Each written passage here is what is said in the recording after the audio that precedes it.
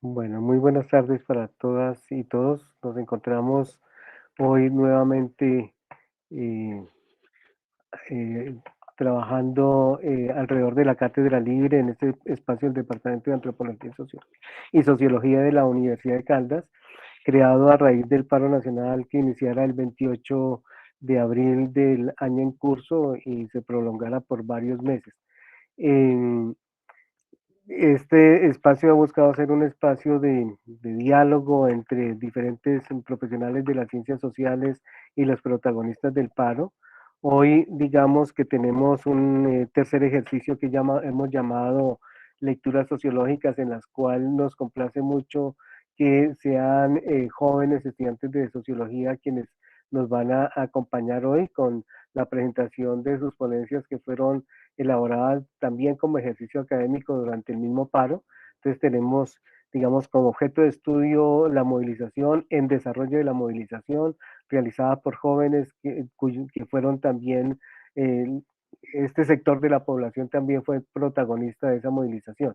Vamos entonces a seguir el siguiente orden. En primer lugar, vamos a escuchar a Juan Camilo, Braya y Sandra Milena con la ponencia que titularon ellos El miedo a la democracia, la instauración del terror y la indignación ciudadana en el paro nacional colombiano del 2021. Luego vendrán Brandon, Kelly Manuela y Cristian Felipe, quienes titularon su trabajo Paro Nacional Colombiano y sus diferentes tipificaciones por parte de dos canales informativos. Y finalmente, Judy Vanessa, Luis Felipe y Emanuel van a presentarnos su trabajo que titularon Primera Línea Jurídica y la Defensa del Estado de Derecho en Colombia. Después de las tres ponencias nos acompañará el profesor Rodrigo Santofimio Ortiz, profesor titular de la Universidad de Caldas, sociólogo él, que nos hará un comentario de los tres trabajos. Él ya los ha conocido, pero igualmente está ya aquí acompañándonos. Entonces, si me permiten, iniciemos entonces el diálogo. En esta oportunidad, digamos que, dado un poco la premura del tiempo, vamos a suprimir un poco, no vamos a hacer el acostumbrado homenaje a las víctimas de la represión oficial en la movilización ciudadana, más allá de esto que estamos haciendo de recordarlas y señalar cómo en desarrollo de la protesta y en las protestas de los últimos años ha habido una acción criminal por parte del Estado que se sale de todo contexto legal y de represión del Estado, del uso legítimo de la fuerza, cual ha sido el asesinato de jóvenes, el de protestantes, las detenciones arbitrarias ilegales, los abusos sexuales para las mujeres que protestan, y digamos, sumado a eso, un encubrimiento de la acción por parte de ministros y demás jefes de las instituciones que no han sido claros en el señalamiento y en llevar a la justicia a los responsables de estos hechos, sino que se han presentado diferentes maniobras de distracción. Entonces, aparte de este señalamiento de nuestro homenaje a las víctimas que se han presentado en desarrollo de la protesta social y nuestro rechazo a la acción oficial de encubrimiento de esas acciones y no de una acción ejemplarizante como les corresponde, no tenemos hoy otro homenaje a ellos que no sea esta expresión de indignación. Entonces, si les parece, podemos empezar con eh, Juan Camilo, Braya y Sandra y el miedo a la democracia, la instauración del terror y la indignación ciudadana. Entonces, por favor, Braya y compañeros, los escuchamos.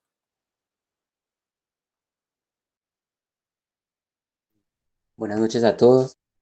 Pues como el profesor lo acaba de presentar, la ponencia que nosotros traemos el día de hoy busca explorar la relación que se da entre una emoción particular, el miedo, y la política. Esto pues en el marco de lo que fue la protesta social que tuvo lugar en el país hace ya algunos meses.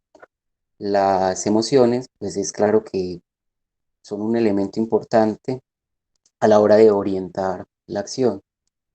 En el caso de la acción política, del miedo, entendido este como esa sensación de angustia que surge ante un peligro que se advierte como inminente, pues se puede hacer, por un lado, un uso político.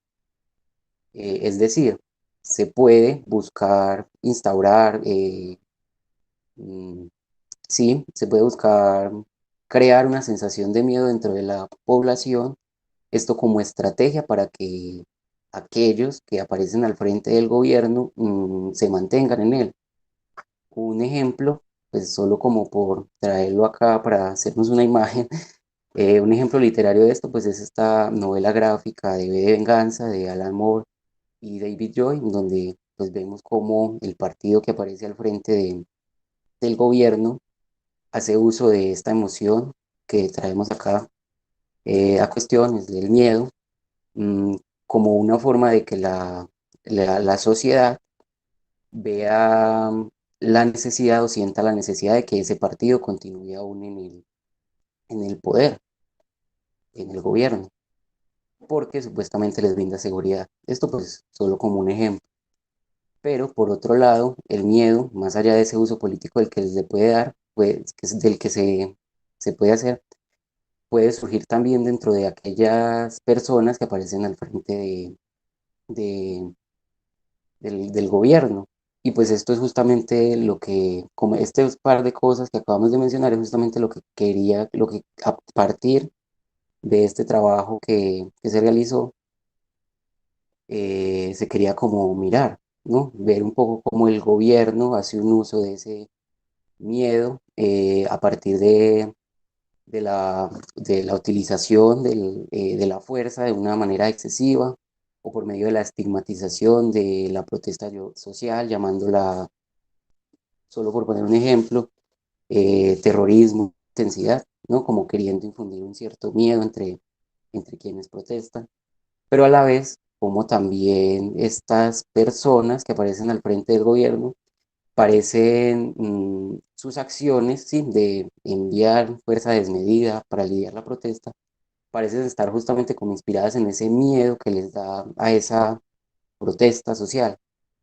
Entonces, sobre todos estos puntos, pues es sobre lo que trata esta ponencia, pues sobre lo que trabajamos y pues para llegar a establecer como esa relación entre esta emoción que es el miedo y la política, partimos de la siguiente pregunta, la que ustedes están observando, que es cómo se desarrolló la transformación del miedo en las relaciones establecidas entre gobierno y ciudadanía, esto en el marco del paro nacional del 2021. Para llegar a algunos hallazgos a partir de esta pregunta, pues tuvimos también como punto de partida un cierto planteamiento conceptual que a continuación mi compañera Milena les presentará.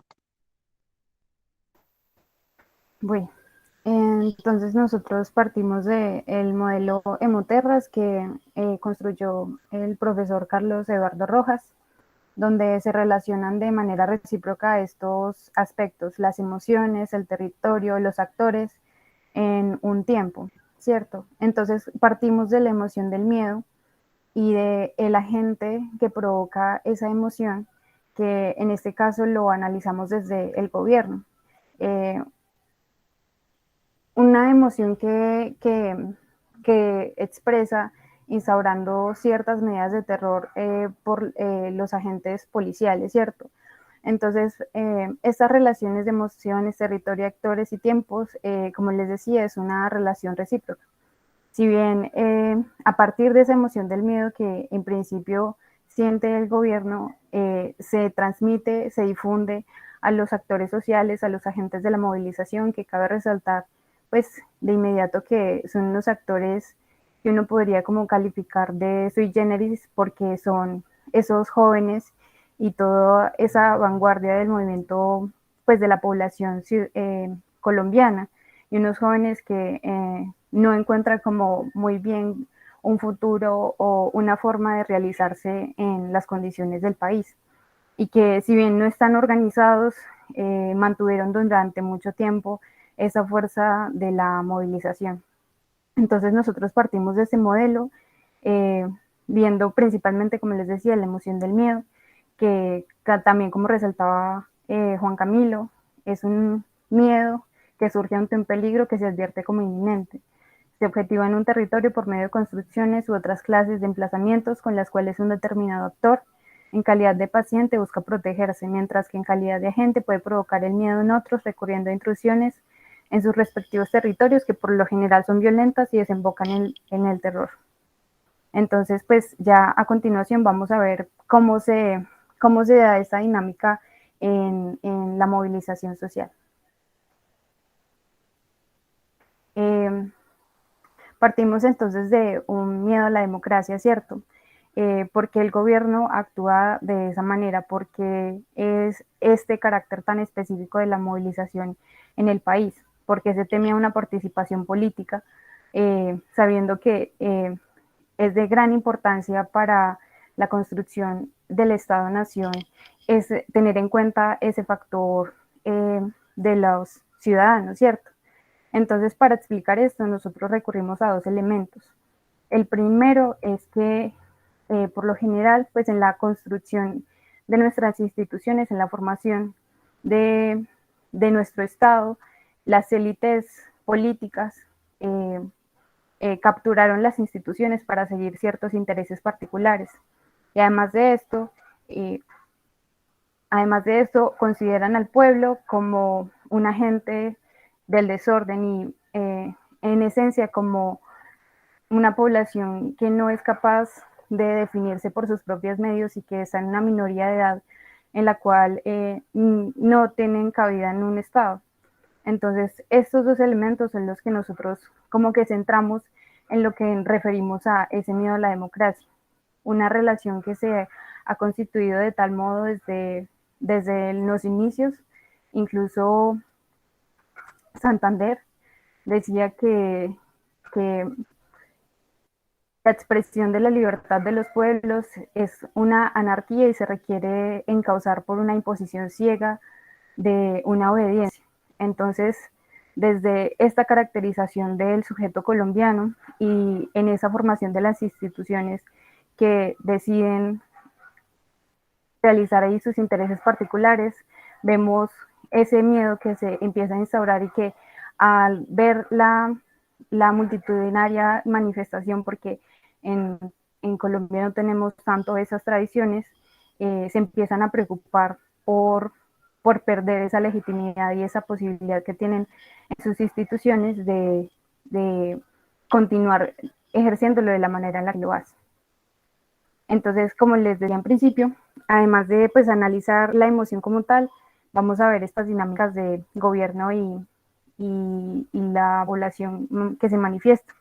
Ya entonces Juan Camilo va a exponer cómo se provoca ese terror.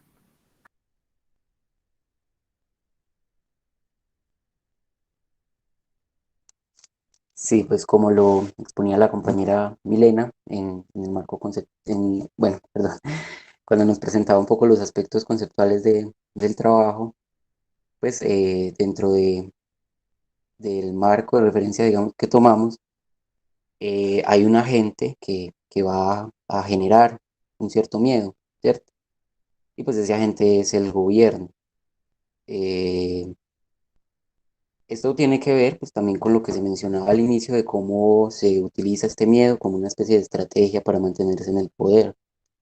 Y pues una de las cosas que uno puede ver, a partir también de lo que nos decía Milena sobre las características de estas élites que aparecen en el país, pues es que estas, que aparecen justamente en el gobierno, hacen un uso de esta emoción como una forma de gobernar este territorio. Por eso, ante ese miedo de la participación del pueblo que nos mencionaba ahora también Milena, pues existe esa actitud por parte de esas élites, de esas personas que aparecen, esos personajes que aparecen dirigiendo el Estado, esa actitud de, de estar como tentados siempre a acudir a la fuerza para resolver los conflictos, las diferencias. Y pues esto puede llegar hasta el extremo en que se desborda el marco institucional que regula la sociedad y pues cuando se hace esto, pues ya se pasa al campo del terror, el terror como una forma de hacer política.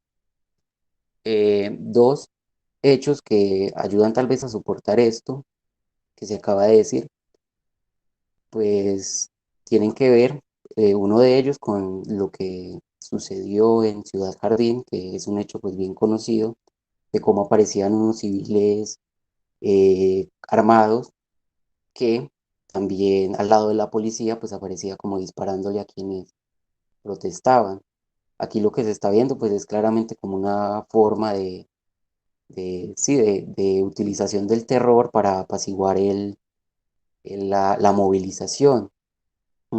Y pues esto justamente nos habla un poco de esta tendencia del Estado, de algún modo, de ampliar como sus márgenes de acción más allá de lo institucional, eh, para de esa forma como a intentar apaciguar ese conflicto social, como se decía, que recuerda además un poco a ese fenómeno del paramilitarismo, ¿no? En donde el Estado pues como que se amplía más allá de sus posibilidades institucionales, como una forma de también hacer presencia en los territorios, de gobernar. Y el otro hecho pues tiene que ver con el uso de un arma atípica por parte del ESMAD, o que por lo menos no se había utilizado hasta ese momento, que tiene que ver con esta arma de la Venom, creo que se llama, sí, la Venom, que pues más allá de buscar apaciguar el conflicto, pues busca justamente es como generar ese miedo dentro de la población, entre quienes acuden a la movilización, pues para que de algún modo se dispersen y vean pues hasta dónde puede llegar la fuerza del Estado. Y pues esto sería como un poco lo que podemos ver desde esta dimensión del gobierno como gente que genera miedo. Pues a continuación, Brian nos va a hablar un poco de lo que es ya la respuesta un poco de esa ciudadanía a esta forma que tiene el gobierno de hacer política por medio del terror.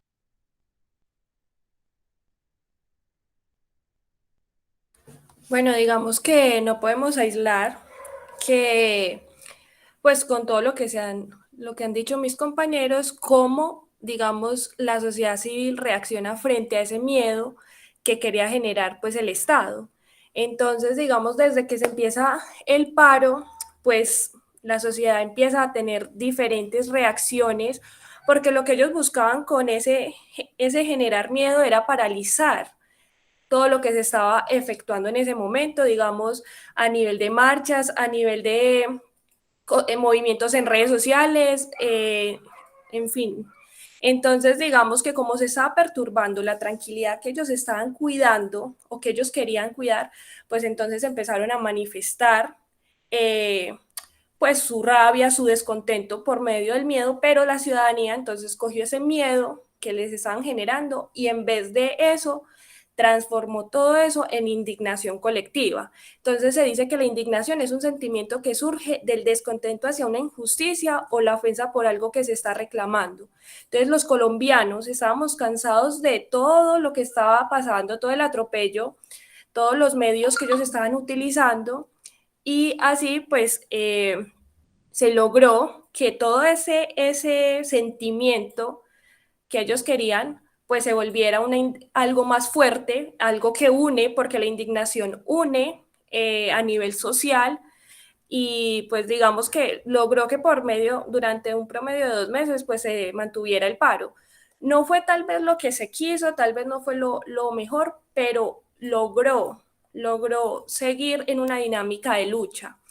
Las manifestaciones que se utilizaron por medio del Estado, pues que utilizó el Estado, fue la fuerza pública desmedida, los medios de comunicación con violencia simbólica y la permisividad de las autoridades ante los ciudadanos que desfundaron sus armas. Entonces, ¿cuál fue la respuesta de los manifestantes? Pues ellos continuaron saliendo a marchar y a reclamar un cambio, pero utilizaron medios como levantarse cada día por medio de marchas, redes sociales y medios de comunicación independiente, que menos mal en ese momento, y estamos en un momento histórico que nos facilita no tener que depender de los medios de comunicación del Estado o del gobierno. Entonces, digamos que el miedo que ellos estaban generando y que buscaban como un medio de extinguir el levantamiento social fue por mucho todo lo contrario y antes hizo que el pueblo colombiano se levantara con más fuerza y con más gallardía. Ahora pues ya con todo esto, pues para concluir, se vio, digamos, que la respuesta violenta del gobierno era simplemente una estrategia de difusión hacia la población, porque pues obviamente temen ante quitar pues una posición de comodidad que tienen ellos y digamos, recalco la violencia simbólica que sobre las declaraciones que hizo el presidente Duque, equiparando la protesta social como vandalismo, la estigmatización de la movilización, calificándola de terrorismo urbano de baja intensidad. Entonces, no resta para decir que aunque el marco institucional empezó a actuar de manera criminal para afrontar el conflicto social, pues la ciudadanía no se quedó callada y antes utilizó todo eso para, para salir adelante, para mostrar que se puede seguir, se puede luchar por medio pacífico, porque por medio del arte, eso también fue una manera de mostrar la realidad colombiana. Entonces, pues nos gustaría y nos gustó mucho esta canción de La Muchacha, es una autora caldense, entonces, pues ya, va a mostrarla.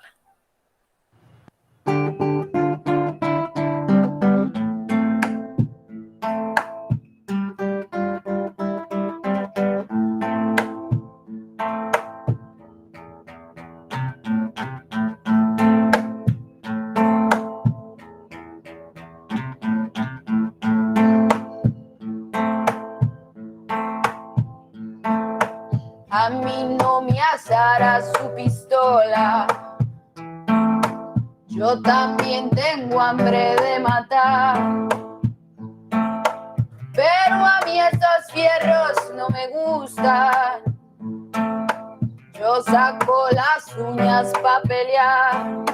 Y a mí que me disparen de frente y que sean la puerta de mi casa. Porque yo me muero en tierra mía y a mí de esta tierra no me sacan. Y a mí que me disparen de frente y que sean la puerta de mi casa. Porque yo me muero en tierra mía y a mí de esta tierra no me sacan.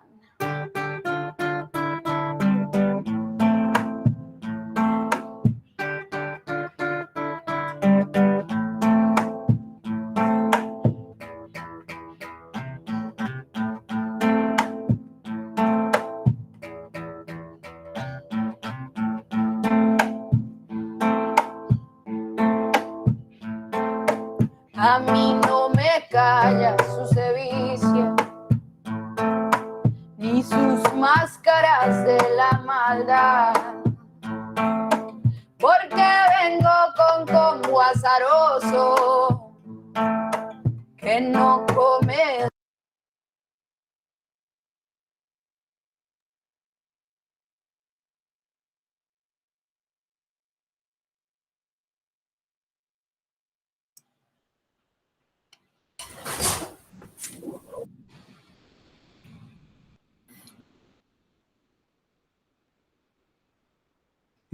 Pero ya hasta aquí, o todavía algo más.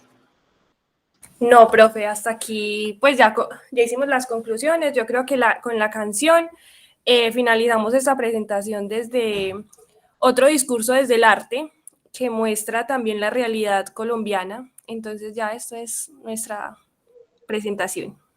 Bueno, muchas gracias entonces a Juan Camilo, Sandra y Braya por su presentación. Entonces sigamos, como habíamos planteado, con Manuela y compañía. ¿Quién va a empezar? Yo, profe. Buenas noches para todos, profe. ¿Cómo está? ¿Me escuchan bien ahí? Sí, Brandon. Bueno, perfecto, profe. No hay problema. Listo, voy a intentar acá compartir pantalla. Me dicen si ven, ¿sí? Por favor. Está cargando. Listo. Listo, ya. Listo. Bueno, un segundito, profe. Bueno, en primer lugar, perdón, sería pues agradecer la invitación, profe, porque considero importante nuestros espacios, que son los que ayudan, digamos, a seguir, digamos, fortaleciendo estas investigaciones que creíamos acabadas, ¿no? O pausadas mejor. Entonces, en este sentido, sí quisiera, antes de presentarle nuestro ejercicio de investigación cualitativa, pues darle las gracias de nuevo al profe Carlos y Santofimio, pues, por escucharnos y insisto, pues, ojalá a través de sus aportaciones o preguntas, pues, ayuden a darle esos acabados que necesita la investigación. Bueno, entonces ahora sí. En primer lugar, igual que los otros dos grupos, pues nuestra investigación también se centra en las movilizaciones de este año. Y pues pienso yo que no es que el tema se haya vuelto muy redundante o repetitivo, pues, en las cátedras que ha venido desarrollando el profe, sino que más bien que desde nuestra disciplina sigue habiendo mucha tela por cortar, por así decirlo. Entonces, específicamente nuestro grupo se detuvo para intentar detectar cuáles eran las tipificaciones. Este concepto, pues, va a ser central en la investigación y pues será ampliado más adelantico. Detectar de nuevo cuáles son las tipificaciones que le asignan algunos medios de comunicación específicos en Colombia a los actores del paro nacional en algunas regiones del país, ¿no? El trabajo entonces lleva como título Paro Nacional Colombiano y sus diferentes tipificaciones por parte de 2 canales informativos. Y listo. No sé si Chris quiera continuar ahí con el planteamiento. Voy a intentar pasar la diapositiva. Me dicen si cambia, por favor.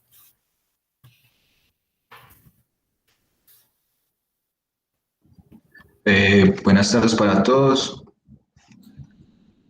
Entonces, ya como había dicho el compañero, vamos a empezar. Entonces, primero que todo, como había dicho el compañero, el título de su trabajo es El Paro Nacional Colombiano y sus diferentes tipificaciones por parte de 2 canales informativos. Primero que todo, queremos establecer la definición del concepto de tipificación. Entonces, la tipificación es ese proceso de confiar en el conocimiento general como una forma de construir ideas sobre las personas y el mundo social. A medida que participamos en la vida social, la mayor parte de lo que se sabe de otras personas no toma la forma de conocimiento personal directo, sino más bien conocimiento general sobre el mundo social. Entonces, ya habiendo dicho esto, y entendiendo el concepto de tipificación, pasaría directamente al planteamiento del problema. Entonces, el planteamiento del problema dice así: en la construcción social de la realidad aparecen a menudo hechos sociales muy relevantes que pueden cambiar el rumbo o cotidianidad del actor lego en la estructura social. Como individuos de acción en nuestra rutina diaria, hacemos uso de la interacción y de esa producción y reproducción de la vida social. Asimismo, nuestra capacidad de actuar, poseer un modelo de conducta y pensar subjetivamente provoca en el individuo una acción social individual o colectiva. Sea en el ámbito político, social o económico, es aquí donde los medios de comunicación juegan un papel muy importante con sus distintas tipologías y formas de transmitir una noticia, además de su poder, obviamente, en la acción comunicativa. Por este motivo, se debe transmitir la noticia de una manera objetiva y lingüísticamente apropiada, sin ningún tipo de prejuicio o interés de por medio.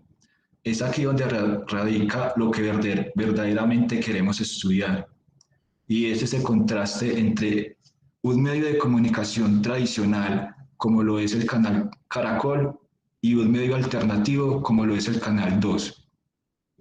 Y obviamente estudiar el reportaje que los 2 medios de comunicación hicieron sobre el paro en Colombia el 28 de abril de 2021. Entonces, ya dicho esto, me gustaría pasar a la pregunta al problema. Entonces, por este motivo decidimos formular la siguiente pregunta. Dice así: ¿cuál es la tipificación que otorgan los medios de comunicación, Canal Caracol y Canal 2, a los protagonistas sociales del paro nacional colombiano que dio inicio el 28 de abril de 2021? También resaltamos en el trabajo el mayor problema que encontramos en la hecha de trabajo es el problema de los medios de comunicación, es la objetividad de dar una buena noticia. Esa objetividad se debe tener en cuenta como requisito de la información. Toda información es un conjunto de datos y también hechos que se puede transmitir perfectamente sin ningún sesgo ideológico o emocional. Entonces, resumiendo un poquito, las noticias se deben impartir directamente, primero pensando en la objetividad y sin sesgos ideológicos, siendo transparente y limpio en dar la noticia. La objetividad también es una suma de subjetividades. Si en una noticia se logra aportar diferentes partes, el resultado es objetivo. O sea, la igualdad de condiciones es muy importante en los medios de comunicación. Igual que también da las noticias, la objetividad y el periodismo independiente, entre comillas, son adjetivos que utilizan los grandes medios, pero realmente encumbren sus propios intereses. O sea, no importa si es un medio tradicional, alternativo, siempre se debe a la noticia sin ningún interés propio. Entonces, ya dicho esto, ya la compañera Kelly continuará con los aspectos metodológicos y conceptuales. Listo, muy buenas tardes a todos. Como ya habían dicho pues anteriormente mis compañeros, pues está muy centrado el trabajo en cuanto a las tipificaciones. También con Giddens abarcamos o bueno, adoptamos el concepto de la persona legos, que son como estas personas o que somos personas que tenemos pues capacidad para vivir en sociedad, para desenvolvernos en ellas. Y entonces ahí es donde nos preguntamos que a pesar de que tenemos estas capacidades o esta manera natural de vivir en sociedad, surgen ciertas problemáticas como lo vimos pues en meses pasados o como lo seguimos viendo porque aún está en nuestra realidad colombiana. Que surgen problemáticas a pesar de que nosotros vivimos en sociedad. Entonces, como preguntarnos, bueno, ¿qué pasa aquí? O cómo también como agentes sociales, cómo lo solucionamos o cómo nos las arreglamos pues para seguir viviendo en sociedad. Ya con Berger y Luckman tendríamos como el aporte de ellos con las tipificaciones, que es como darle ese significado a las acciones humanas, o sea, que se expresan a través del lenguaje y cómo se presentan o cómo presentamos a esas personas por medio del lenguaje dichas acciones. Entonces, ya luego miramos también que estas tipificaciones, pues dicen los autores que les dan un orden y como o sea, a darle orden a estas acciones también de esta manera como que cogen o adquieren una institución y esto se procesa por medio de un proceso educativo. Ya en los aspectos pues, metodológicos hicimos pues tener en cuenta las fuentes brindadas por los dos medios de comunicación, Canal Caracol y el canal alternativo Canal 2. Y ya miramos pues detalladamente en las noticias que elegimos la percepción que tuvieron ante las personas que fueron pues de alguna manera representativas del paro nacional de Colombia y como pues también lo representan como ya había dicho anteriormente. Ya pues pasamos a los hallazgos que está a cargo de Cris y Brando.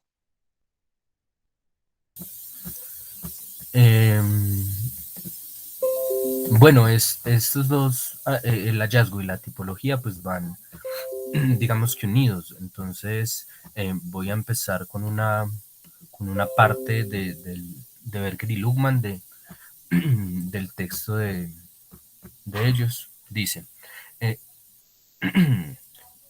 se tendrá como vía su aporte sobre las tipificaciones con sus respectivos significados sobre las acciones humanas que se expresan por medio del lenguaje, además que ayudan a darle orden y organización al mundo en que se construye socialmente. Bueno, cuando yo pienso en esta definición, pues pensaba o pienso a su vez en la pregunta de Kant sobre la forma en la que el hombre conoce el mundo.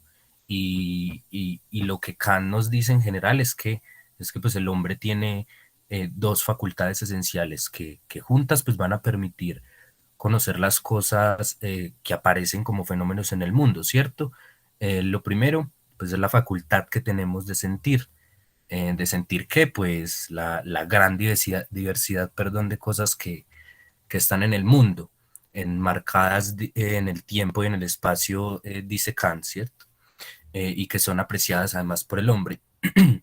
En este estadio, pues apenas, como dije, podemos apreciar o sentir estas experiencias. Y segundo, pues está la facultad que tenemos para entender estas experiencias. Habiendo tenido ya, dice Kant, una unión determinada de esa diversidad, lo que para él es la síntesis, ¿no?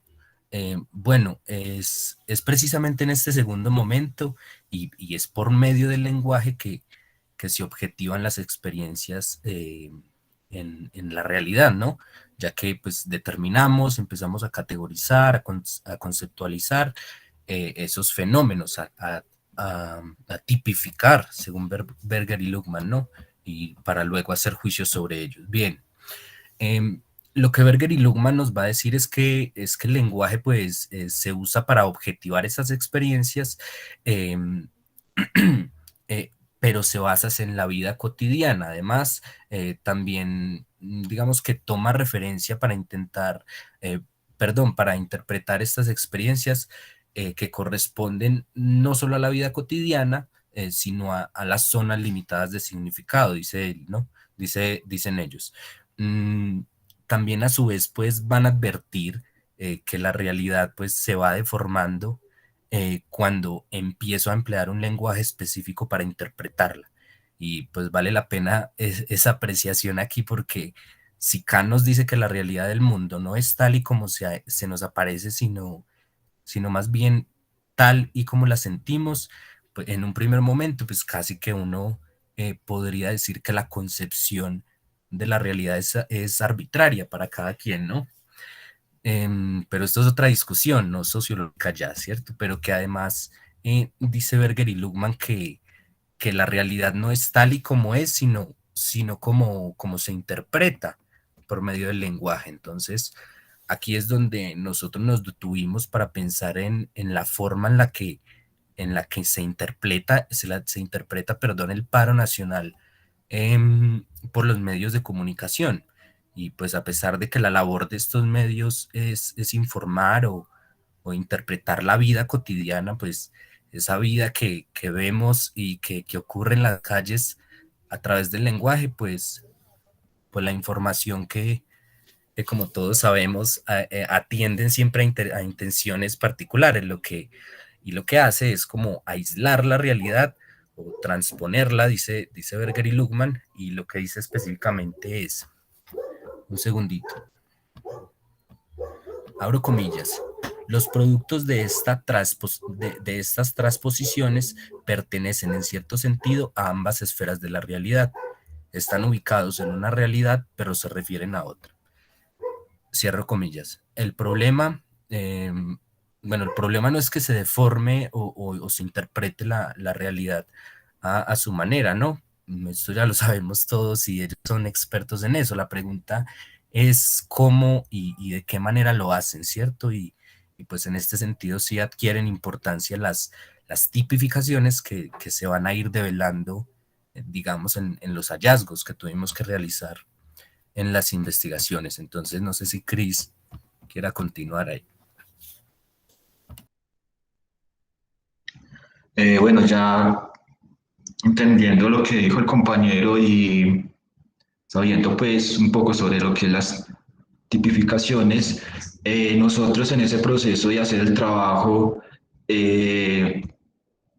estudiamos varias noticias del canal Caracol y del canal 2. Esas noticias las entrelazamos y sacamos unas importantes. Obviamente en el trabajo es más extenso, pero acá les quiero compartir dos noticias que hallamos del paro, del paro del paro que ocurrió en el 2021. Entonces dice así: hallazgos. La primera noticias es del canal Caracol, como saben es un canal tradicional. Entonces dice así: el mismo día 28 de junio, pero en la otra orilla informativa de Noticias Caracol, se hace un reportaje titulado, así, abro comillas, así se vivió en Colombia el paro nacional.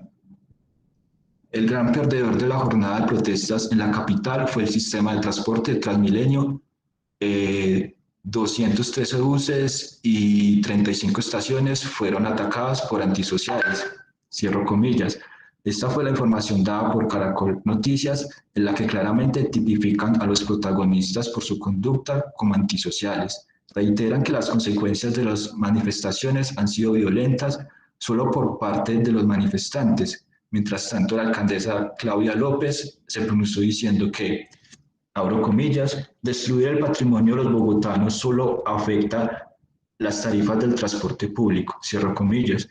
La forma en la que se discute lo correcto o incorrecto no es para nada objetiva, ya que los daños materiales en ninguna situación son más graves que los daños a la integridad física y o de manifestantes y policías. Un momento.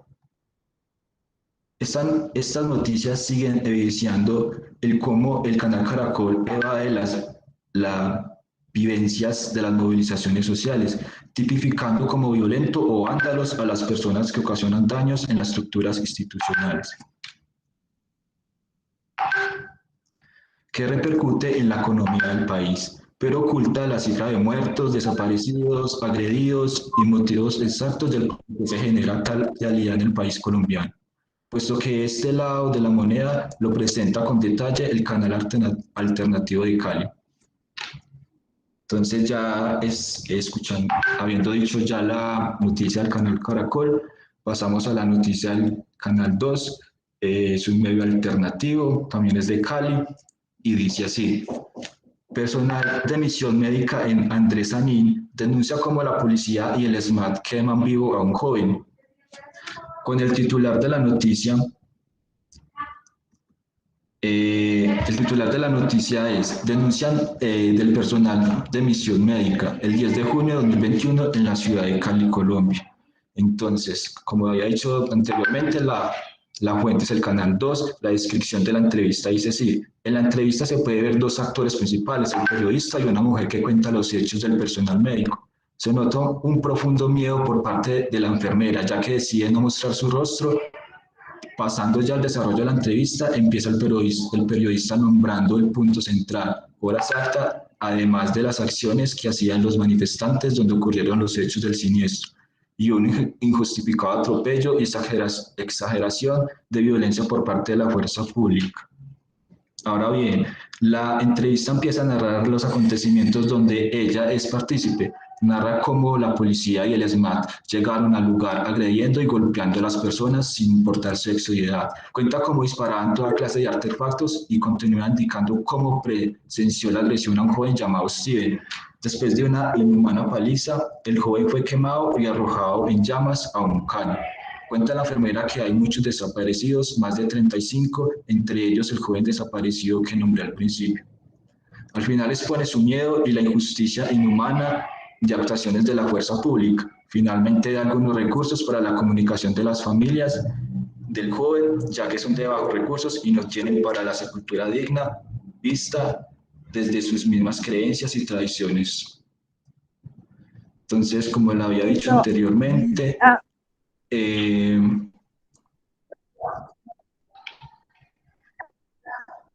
¿sí? Aprovecho la pausa para recordarles que se les acabó el tiempo, 3 Entonces minutos para redondear, por favor.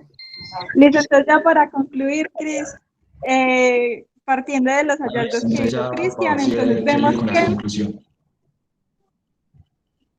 Gracias.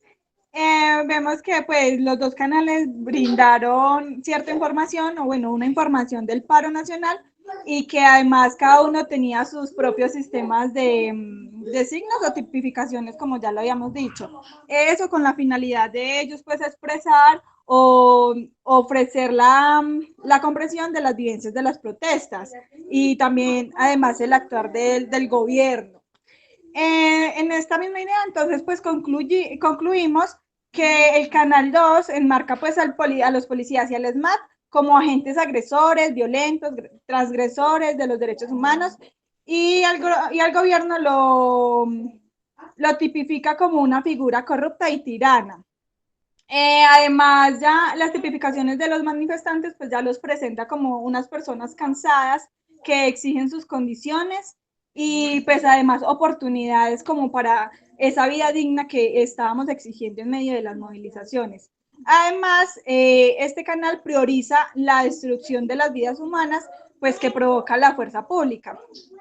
Ya en el canal 2, ven, el canal Caracol, qué pena, se invierten estas categorías, pues los manifestantes ya son los violentos, los terroristas, y las demás tipificaciones como los de capucha y bueno, y todas estas somatizaciones que hacen para quitarle el sentido verdadero a las marchas, y además recalcan pues como el heroísmo de la fuerza pública por restablecer el orden, y al gobierno también como un proveedor de dichas exigencias.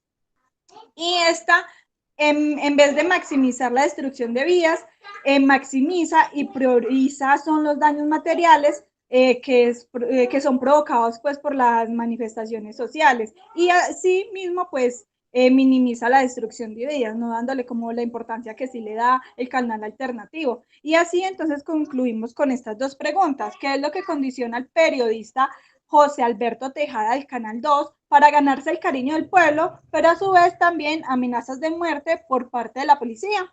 ¿Y qué tipos de relaciones sociales y económicas mantienen en vigencia al Canal Caracol? Entonces, así pues concluimos nuestro trabajo. Luego siguen las bibliografías ahí en las diapositivas, y ya muchas gracias por la asistencia, por prestarnos atención, y pues al profesor por darnos el espacio. Bueno, muchas gracias a Brandon, Cristian y Manuela. Entonces seguimos ahora con Emanuel y compañía. Bueno, ustedes dirán qué orden van a seguir. Listo, profe.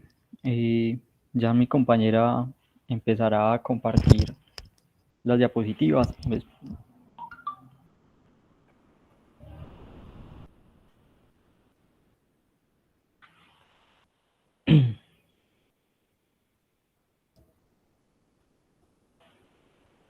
¿Me pueden confirmar, por favor, si están viendo mi pantalla? Sí. Hola, buenas noches a todos. Qué pena, primero que todo. Judy. Listo, sí, estamos entonces. viendo, pero todavía no estamos viendo la presentación. Estás ahora sí está la presentación. Listo, compañeros. Muchas gracias por la invitación a este espacio. El tema que nosotros tratamos fue sobre la primera línea jurídica y la defensa del Estado de Derecho en Colombia. Pues ya han hablado bastantes cuestiones alrededor del paro. Sabemos que en el marco del paro muchos fueron los protagonistas de las protestas. Hubo bastantes manifestaciones populares como batucadas que ya estuvieron aquí presentes en el marco de este espacio. Hubo también ollas populares, hubo pedagogía, pero creo que dentro de todas estas iniciativas populares que hubo, la que más llamó la atención fue la primera línea. Esta primera línea simbólicamente se consolidó como algo de mayor representatividad, encabezada pues por jóvenes, muchos de ellos de extracción popular, jóvenes universitarios que le ponían, por así decirlo, el pecho a las acciones violentas que tomó el Estado para controlar las movilizaciones. Entonces, de ahí, de esa indignación colectiva frente a ese actuar irrespetuoso de la fuerza pública, También uno de los primeros grupos de profesionales que vimos que se abocaron con toda a defender los derechos de los ciudadanos y a la restauración del mismo orden jurídico fueron los abogados. De ahí que se nos hiciese tan importante en resaltar su labor durante este paro nacional. Vamos a ver la siguiente diapositiva. En esta pues ya sentamos nuestra pregunta de investigación, que fue cuál ha sido el significado que los abogados de la primera línea jurídica le han dado a su papel en la defensa del Estado de Derecho y los derechos de los ciudadanos frente a las actuaciones ilegales de la fuerza pública en el marco del paro nacional del año 2021 en Colombia.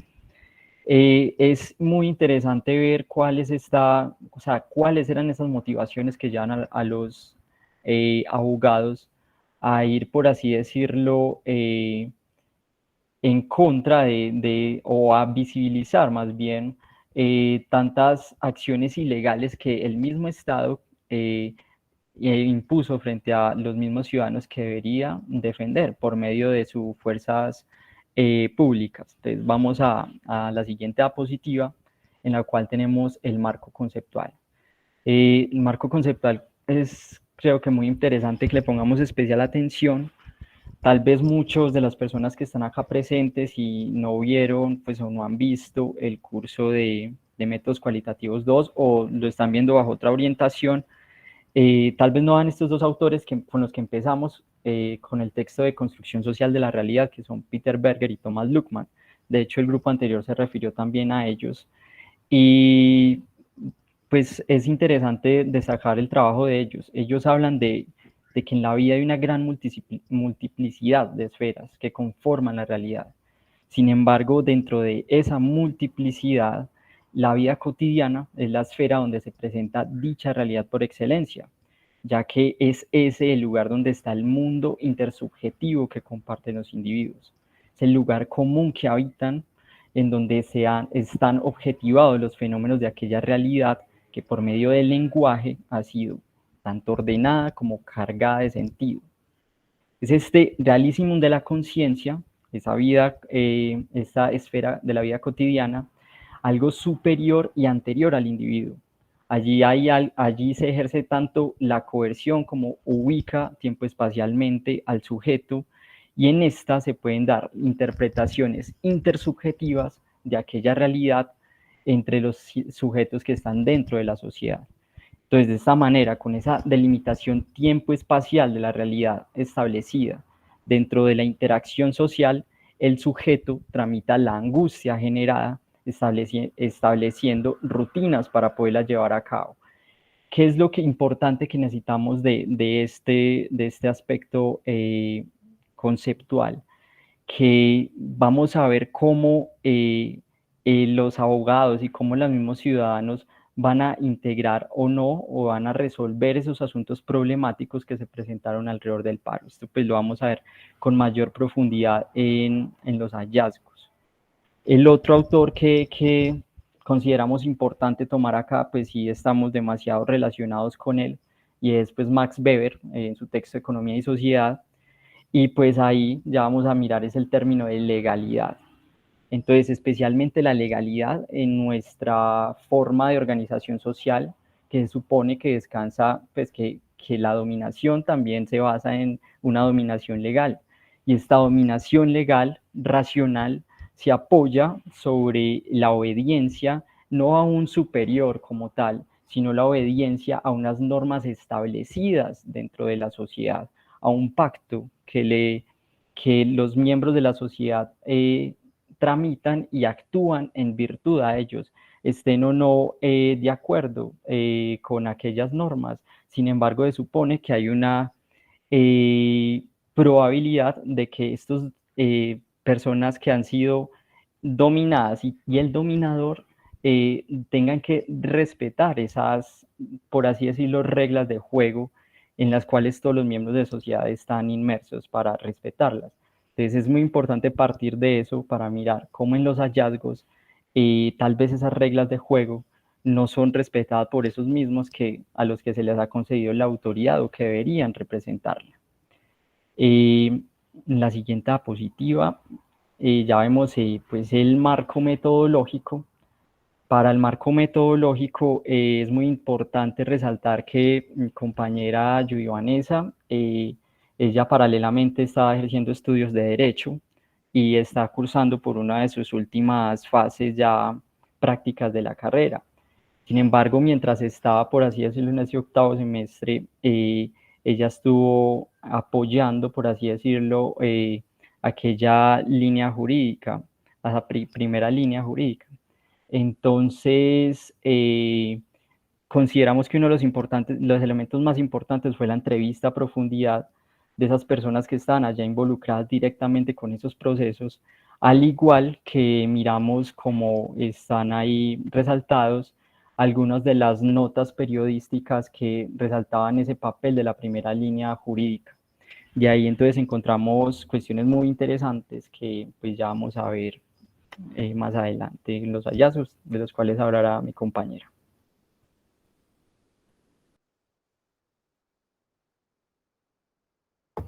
Bueno, me salió un momento para prender la cámara como para mayor interacción con ustedes y ya vuelvo a presentar nuevamente. No sé si, creo que, bueno, dicho eso, pues me permito nuevamente saludarlos porque creo que no los saludé adecuadamente a un principio.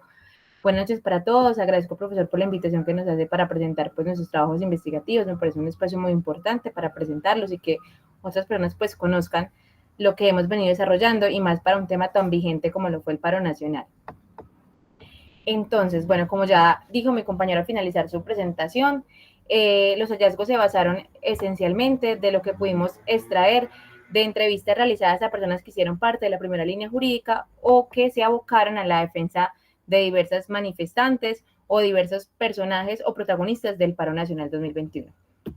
Pero antes de decir cuáles fueron como los hallazgos específicos que se encontraron a través de esas entrevistas, es preciso conectar el tema de los autores mencionados ya por mi compañero Emanuel.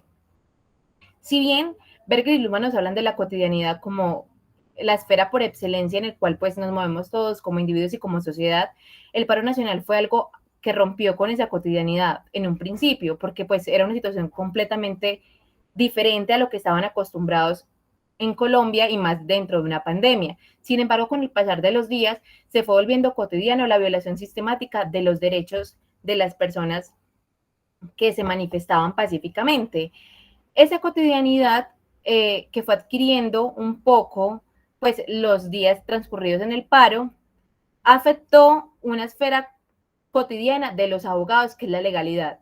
Es decir, los abogados están acostumbrados al cumplimiento estricto de la ley, comúnmente se les llaman leguleyos, porque dicen que mueren por un inciso, es decir, la profesión jurídica se basa en el cumplimiento exacto de lo que dice la normativa, tanto constitucional como legal. Sin embargo, en el paro nacional había una ruptura con esto, porque se estaba dando totalmente lo contrario, se estaba dando es un incumplimiento de la normativa legal y constitucional. Entonces, para ellos fue como un choque, para muchos de ellos, porque no es bueno generalizar, fue un choque esta nueva situación que se estaba viviendo del paro, no solamente en su vida personal, porque pues era una situación que estaba afectando a la ciudadanía en general, sino también en su profesión, porque se estaban viendo cosas contrarias al derecho y que podían ser consideradas inclusive absurdas. Entonces vemos como en ese momento hay, sí, una ruptura completa con la cotidiana, no solamente en lo personal, sino también en lo profesional, y en lo profesional específicamente porque se estaba dando una ilegalidad abierta y flagrante entre las situaciones que se estaban cometiendo al interior del paro nacional por parte de las autoridades. Dejando eso en claro, es preciso decir que los abogados no se inclinaron a ir en contra de una legalidad establecida, o sea, ellos no querían, digamos, acabar con la constitución política o, bueno, los abogados de la primera línea. Cuando hable de abogados, quiero pues que entendamos como los abogados de la primera línea, pero pues para evitar extenderme y decir abogados de la primera línea, entonces me referí solamente a los abogados. Los abogados no buscaban, digamos, ir en contra de un orden legal o de una dominación legal, como lo dice Weber, o una legalidad, sino que buscaban precisamente era que se cumpliera esa legalidad. Por ejemplo, que se cumpliera el derecho a manifestarse pacíficamente que está consagrado en la Constitución, que se cumplieran los procedimientos que están establecidos en el código de policía, que no fueran en contra de eso. Ellos nunca buscaron romper un statu quo que se supone que en el deber ser debería estar, valga la redundancia. No buscaron como una revolución o una reforma.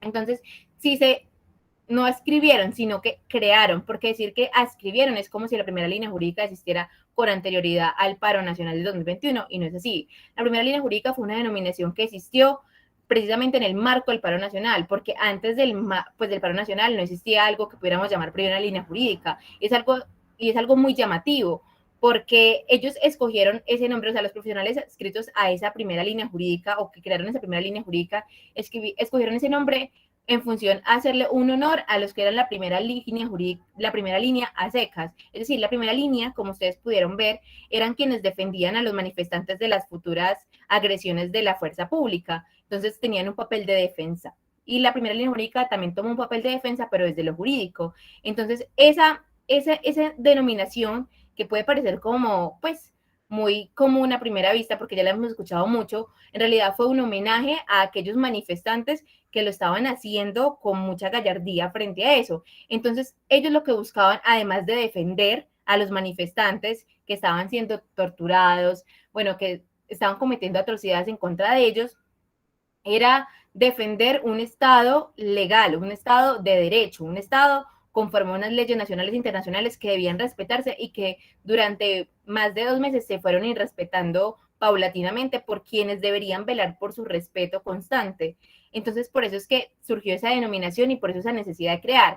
Pero mi compañero, Emanuel, explicó cuál era el motivo de esta investigación o cuál fue como la intención que tuvimos en hacer la investigación, y yo creo que pues la pregunta de investigación lo recoge, y es determinar cuáles son los móviles para que un abogado o un profesional de lo que se llama una profesión liberal decidiera defender a un ciudadano sin ninguna retribución económica. Se supone que los abogados siempre están prestos a defender el statu quo o a defender a las autoridades. Sin embargo, en este caso fue todo lo contrario. Los abogados se buscaron fue defender a unos manifestantes que no les iban a dar ningún sueldo, no les iban a dar ningún salario. Y coincidencialmente en las entrevistas que hicimos, encontramos que todos los que, pues aquí en Manizales, porque las entrevistas fueron realizadas aquí en Manizales, que todos aquellos que pertenecieron a la primera línea jurídica compartían las razones por las cuales los manifestantes marchaban, o sea, tenían un sentimiento en común. Y muchos de ellos decían que las razones también por las cuales se abocaban a defender bajo la denominación de primera línea jurídica es que consideraban que eran más útiles en la defensa jurídica que como un manifestante más marchando. Si bien con eso no se descalifica que quienes marcharon pues fueron muy valientes y fueron un papel importante dentro de todas las manifestaciones, ellos consideran que su profesión estaba más al servicio social en tanto a la defensa de aquellos que eran acusados por actos vandálicos o ilegales. Entonces fueron como los móviles que incitaron a que esas personas asumieran esa representación judicial, a pesar de que muchos decían que eso les costaba pues mantenerse como tranquilos porque sentían constantemente un miedo de ser atacados, porque conocemos pues cuáles son como el destino que le espera a muchos que defienden los derechos humanos. Bueno, en los hallazgos de las entrevistas que realizamos, también fue importante encontrar de que la primera línea jurídica, aunque a prima facie puede parecer algo del derecho penal, porque digamos que defendían a los estudiantes que eran detenidos o a las manifestantes que eran detenidos en centros de detención o en CPT, bueno, en CTP y todo eso, no solamente fue en lo penal, también se dio como una primera línea jurídica, aunque no se toma tanto esa denominación, en lo administrativo, porque a muchos manifestantes les imponían multas solamente por el hecho de manifestarse. Entonces, como que siguieron esa línea administrativa para intentar que esas multas fueran anuladas. Y ya los que se fueron por la línea del penal, intentaron que las personas que eran detenidas arbitrariamente, que además eran maltratadas, que eran acusadas, por ejemplo, de terrorismo o que eran falsos positivos judiciales, fueran pues quitados con todos sus cargos y salieran en el tiempo que era determinado, porque algo que pasaba mucho en Manizales es que era en las manifestaciones, digamos que agarraban, como se dice coloquialmente, a muchos manifestantes y los llevaban a los CTP y los tenían allá más de 12 horas, cuando el Código Nacional de la Policía establece que son 12 horas máximo que los pueden llevar, y cuando te llevan al CTP es por prevención, no por sanción. Entonces, después de llevarlos al CTP y los maltrataban internamente, les querían imponer cargos completamente ajenos a la realidad, y lo que hacían los abogados, que tenían también una red de derechos humanos aquí en Manizales, era que iban a esos lugares hacían la representación de las personas y hacían que los sacaran en el término que era establecido, porque muchas veces eran menores de edad y no había ni siquiera de por medio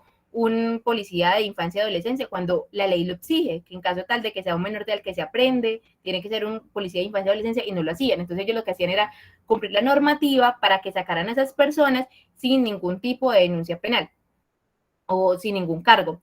Entonces ellos ejercieron una defensa en la cual tipificaron a los manifestantes o a quienes defendían como sujetos necesitados de defensión, o sea, sujetos que estaban en estado de indefensión manifiesta, y que su labor dentro del marco del paro nacional y dentro de un país en crisis como lo estaba Colombia y como lo está, y no sé, cómo lo estará, era ejercer una defensa acérrima de los derechos humanos, porque en términos generales lo que estaba detrás de todo eso era una defensa de los derechos humanos y de normativa interna e internacional, porque como ustedes saben, el derecho a la prensa es un derecho fundamental que no puede ser cercenado, y el debido proceso también, y el respeto a la vida. Entonces son derechos que están tan intrínsecamente, digamos, encarnados en los que, o en algunos que ejercen la profesión jurídica, que su defensa a los manifestantes en realidad fue una defensa a la legalidad y al cumplimiento de esta por aquellos que estaban transgrediéndola. Y bueno, ya después de todo lo dicho, de la relación con la dominación legal y cómo esa realidad o en la vida cotidiana fue cambiando abruptamente e hizo que ellos tomaran una perspectiva frente a su profesión, pues ya cito las conclusiones, o la conclusión, porque en realidad es una sola. Dice, los abogados de la primera línea jurídica nunca se abocaron a desafiar un orden legal o a ir en contra de una denominación legal racional, siguiendo los conceptos que nos da Weber, sino que siguiendo lo planteado por Berger y Luhmann, resignificaron su profesión frente a una cotidianidad que se les impuso abruptamente y frente a unos otros que adquirieron una tipificación especial en la que se les añadió la característica de indefensión, por lo cual, en aras de cumplir con la labor social que demanda del abogado un país en crisis y con el firme propósito de defender la legalidad y la dominación legal, aunque esto haya sido percibido por estos profesionales de manera tácita en enunciados como es que los policías no saben nada de la Constitución y sus preceptos. Los profesionales del derecho de la primera línea jurídica ejercieron una defensa acertada y en función del respeto de los derechos humanos de los manifestantes, en especial del derecho a la protesta, contribuyendo con ello a la salvaguarda del Estado de Derecho o, como lo anuncia la Constitución Política de Colombia, del Estado Social de Derecho. No sé si tienen alguna duda y nada, muchas gracias por escucharnos y por el espacio. Judy, Manuel, muchas gracias. Demos paso primero al profesor Rodrigo Santofimio con sus comentarios y luego sí pasamos como a las preguntas del público. Profesor Santofimio, lo escuchamos. Buenas tardes, nuevamente agradecer por la invitación al evento, que me ha parecido interesante.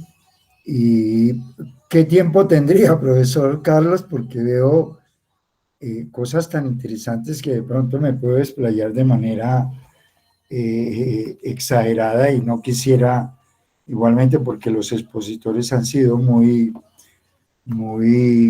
cumplidos, digamos, con el tiempo. ¿Qué tiempo podríamos mirar para cada una de las intervenciones, no?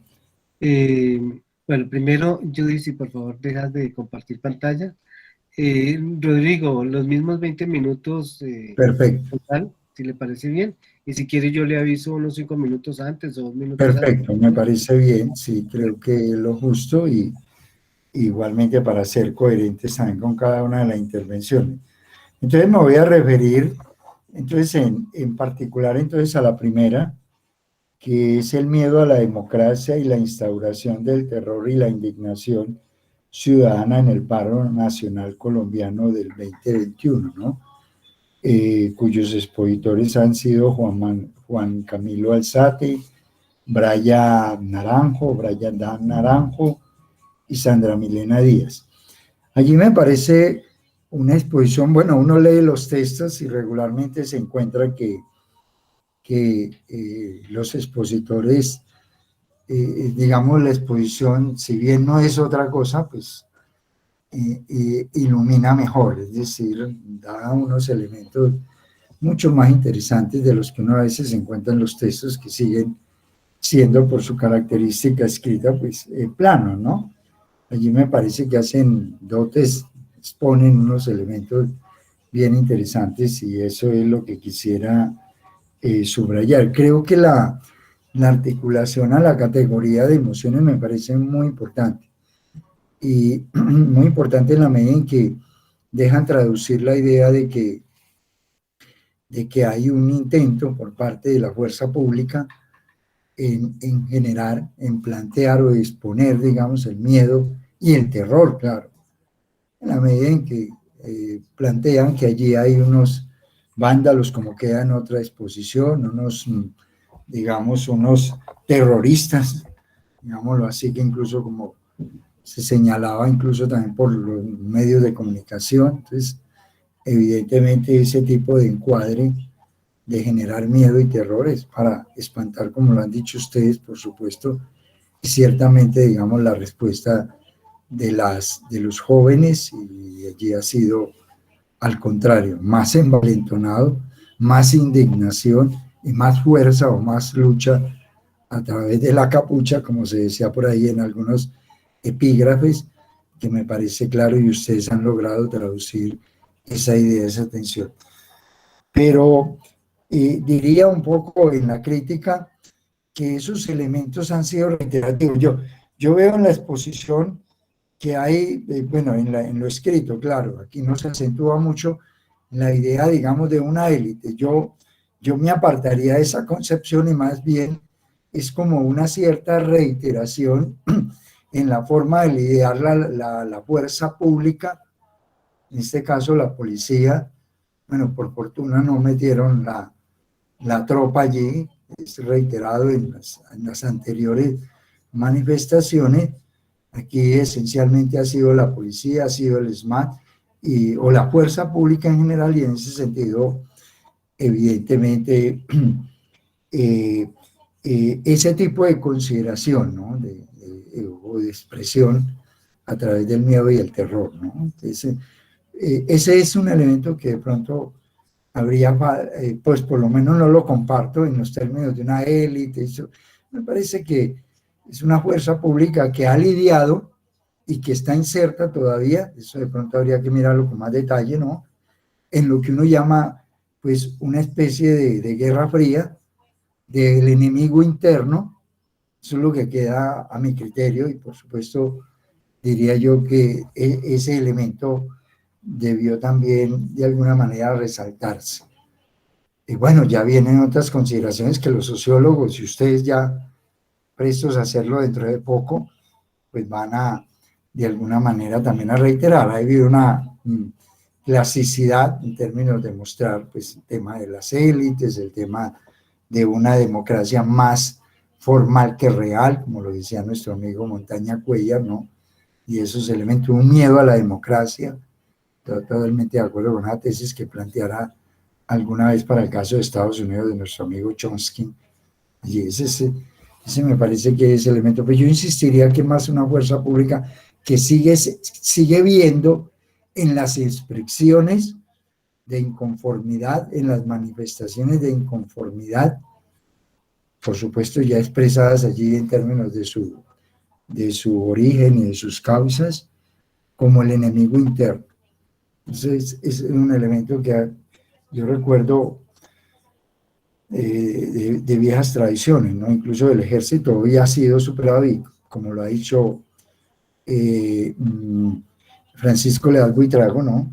Esa conjunción entre el ejército y la policía, de pasar la policía al ministerio público, al ministerio de guerra, digámoslo así, el ministerio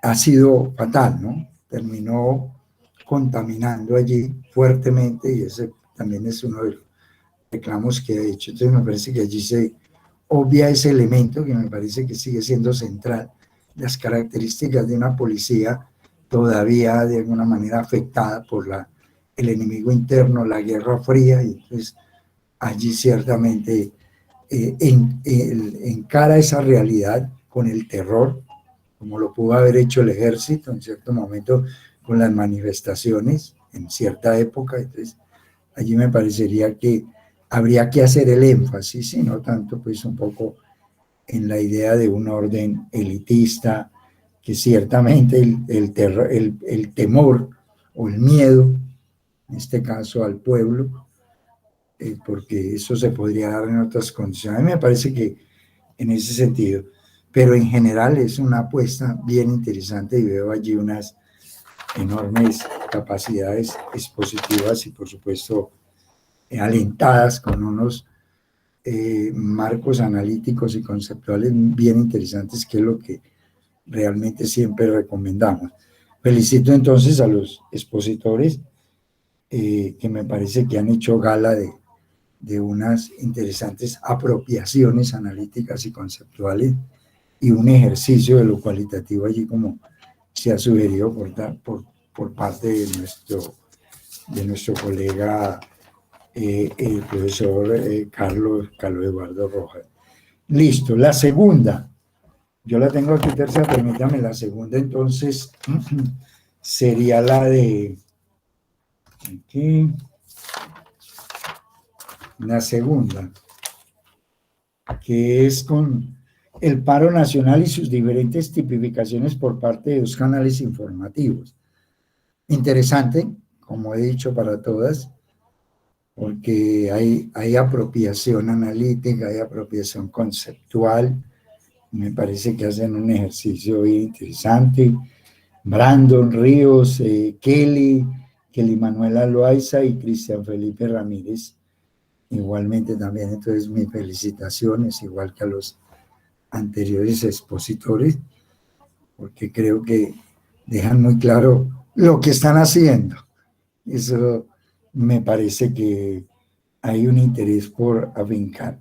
Tengo algunas consideraciones, ¿no? Es decir, de pronto quedó faltando matizar más, digamos, como llaman, tipificar más las dos apuestas, que son matizarlo en el sentido que eran, digámoslo, y arriesgarse un poco a mostrar que hay unas diferencias y hay unas tipificaciones casi que contrastadas, ¿no? Entre una forma de narrar esa realidad por parte de un medio tradicional, claro, amparado en el poder, por supuesto, que es Caracol que recibe, falta reiterar eso también, parte de la tajada, digamos, del Estado, viven con la tajada del Estado y por tanto pues hay que salvaguardarlo. En pauta publicitaria y todo eso son millones de millones, es decir, 5.000, 6.000 millones de pesos que puede costar una pauta en un año o algo así, que el otro canal no tiene ese elemento y por tanto tiene la libertad. Eso me parece que faltó allí de alguna manera acentuarlo y se quedan mucho en la parte teórica, que es muy interesante, pero a veces hay que ir un poco más allá. Ese sería, pero me parece que los encuadres y la forma en que se tipifican por parte de un medio en relación con el otro queda muy claro, pero faltó acentuarlo mucho más en términos de esas apuestas que hacen los periodistas independientes por tratar de dar una idea, una narrativa, de mostrarle una narrativa al público que ciertamente va más allá o por lo menos genera cierta concienciación, podría ser, en esa opinión pública que necesita también ser reflejada o ser mostrada otro tipo de realidad. Eso me parece interesante allí porque ayuda también a este tipo de mirada que necesitamos hacer esas narrativas a partir de esos medios de comunicación alternativos, ya no alternativos, digamos, independientes, que sería la palabra allí, con periodistas también independientes y arriesgados, como lo dejan ver ustedes allí, amenazados, y en medio de eso tienen la capacidad de ponerse casi, diríamos, medios de comunicación en primera línea, podríamos llamarlos así. Eso me parece que ustedes lo verán algunos periodistas en algunos medios que igualmente no son independientes, pero que hacen un trabajo a veces en condiciones insulares, pero que son importantes, eso me parecía. La forma de tipificación, vándalo, encapuchados, violentos, no faltó, por supuesto que debió haber también aparecido por ahí terroristas, etcétera, etcétera, y que hunde raíces, no pierdan de vista eso. Eso es un poco también otra acotación, no pierdan de vista que hunde raíces en una tradición igualmente de vieja data. Yo recuerdo en mi época de jovencísimo, ya hace muchos años, por supuesto, encontrar en algunas poblaciones esas especies de se busca, ¿no? A este bandolero. Ya Michel Bouvel nos mostraba, nos enseñaba cómo las páginas sociales de los sectores populares, rebeldes y todo, pues es las páginas judiciales, ¿no? Al final del periódico, asesinado este alias Caremuerto, decirlo así. Pero el sociólogo tiene que ir un poco más allá para tratar de demostrar que esa forma en que se tipifica, como ustedes lo muestran allí, es tomar partido sobre esa realidad. Y me parece complicado, y me parece que este ejercicio deben orientarse un poco en hacer esos encuadres un poco más contrastantes, ¿no? Porque allí se está tomando partido y es necesario para que igualmente la opinión pública vaya acentuando también una posición y otra, ¿no? Es allí donde se está jugando, como decía Martín Barbero, con esos públicos, esas audiencias que es necesario afectar. Y allí me parece que el encuadre que ubican ustedes resulta bien interesante. Me felicito igualmente también. Ese sería que faltó un poco más acentuar ese contraste entre uno y otro, que por supuesto es de contraste, y también esa tensión que van a generar en la opinión es importante también llamar la atención allí, porque eso es lo que está en juego finalmente, ¿no? Y acentúa que eso que hacen los jóvenes, esas manifestaciones, realmente también a través de este tipo de tipificación lo que hace es negarla, y también hay medios que pueden ir construyendo otras narrativas para darle no solo legitimidad, como lo vamos a ver en la otra apuesta que hicieron, sino también que ese elemento. Además, una cosa para todos los estados, insistir mucho que me parece que hay un antes y un después de lo que hemos vivido, lo que vivimos, acerca de la forma de las nuevas apuestas que se están haciendo reivindicativas y de lucha de los jóvenes particularmente hacia nuevos horizontes de confrontar, por supuesto, el poder y, por supuesto, entrar en una puja allí, en una lucha por nuevas formas de presentarse, ¿no? Y finalmente, la de los jóvenes, Judith Vanessa Casanova, Luis Felipe Peña y Emmanuel Sánchez, que primera línea jurídica me parece interesante. Eso acentúa lo que hemos dicho un antes y un después. Faltó acentuar ese elemento porque aparecen nuevas apuestas, y eso sí es bien interesante, ¿no? Nuevas apuestas, primera línea jurídica, eso no, como primera línea de las madres, primeras, no solo porque estuvo también, por supuesto, la respuesta fuerte también de los jóvenes en términos de sus reivindicaciones y de sus luchas, por supuesto también la idea de esas apuestas que vimos y que nos las muestran en otros escenarios, en particular la primera exposición acerca de que no todo era violencia, por supuesto, no todo era tensión allí o apuestas de fuerza, sino que también los performances y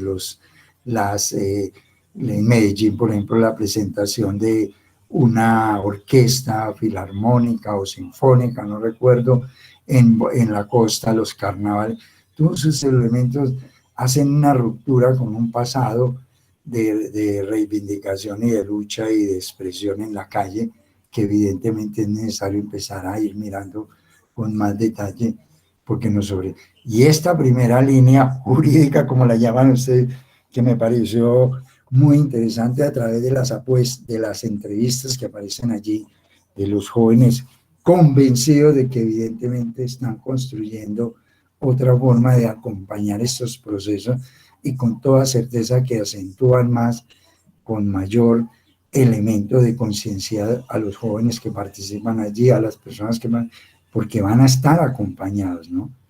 Porque van a estar, lo que decía Judy acerca de acompañarlos allí donde los llevaron, por favor hay que registrarlo, en fin, todos esos elementos me parece que empoderan, como se suele decir coloquialmente a veces, o es un concepto que evidentemente empodera este tipo de cosas que por supuesto que en Europa ya hace rato vienen jalonando estas nuevas, y sobre todo en América Latina, ¿no?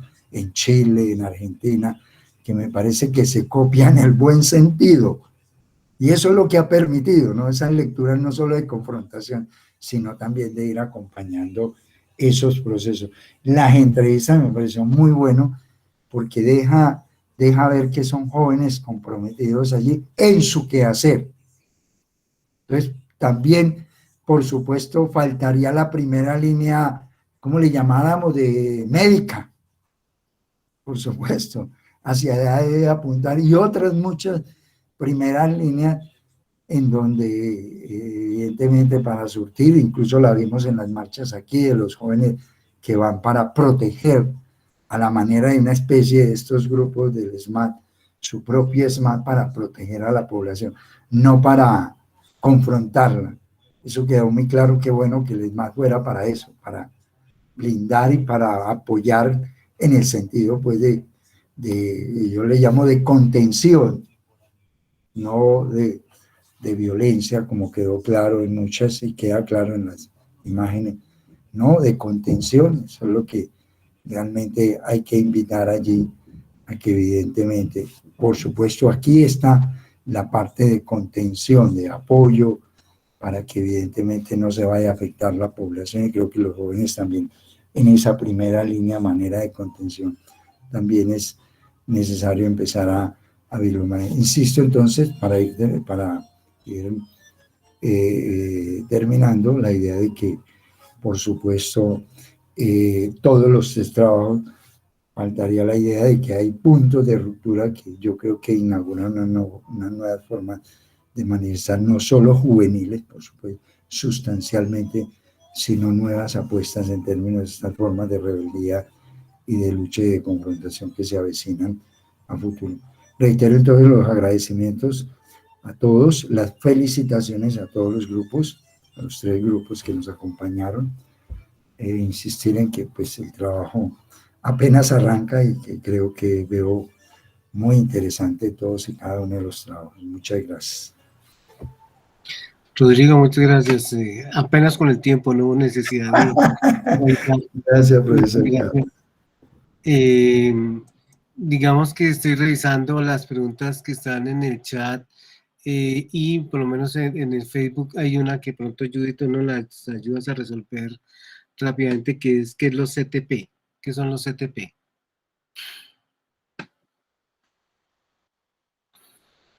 Judith, ¿todavía está? Sí. Sí, profe, pensé que tenía el micrófono prendido. Profe, son los centros de traslado por protección.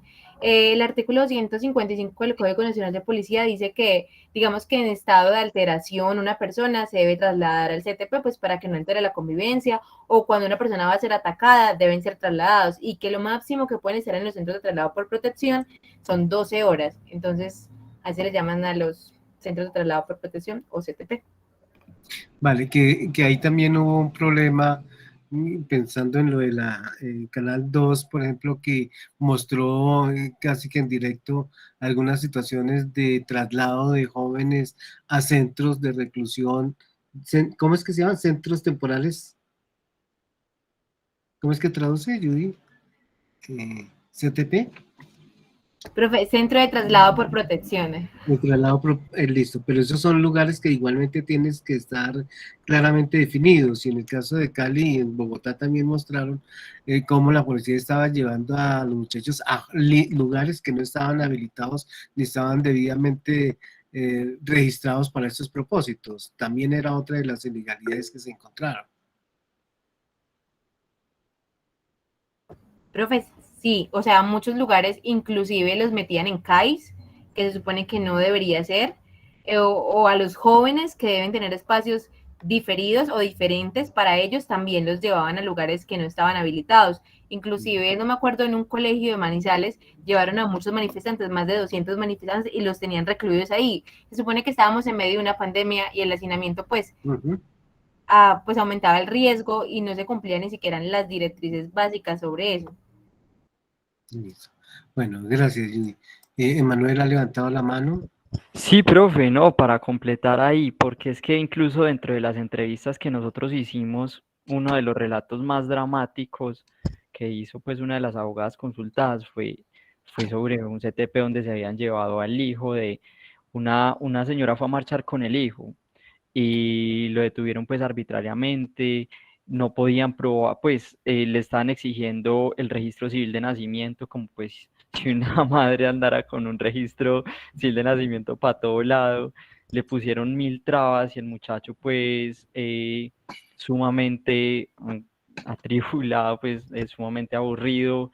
No le querían dar, ella le mostraba los audios incluso donde pues era evidente pues que tenía una relación de madre e hijo, y no lo dejaban, no la reconocían a ella como un adulto responsable, los pusieron a voltear muchísimo, casi pues cometieron arbitrariedades incluso con la abogada, a pesar pues de su papel, que argumentaba pues con todo su acervo cuáles eran las irregularidades y nada que lo soltaban. Entonces ella nos relató eso y pues es bastante dramático todo lo que tuvieron que vivir.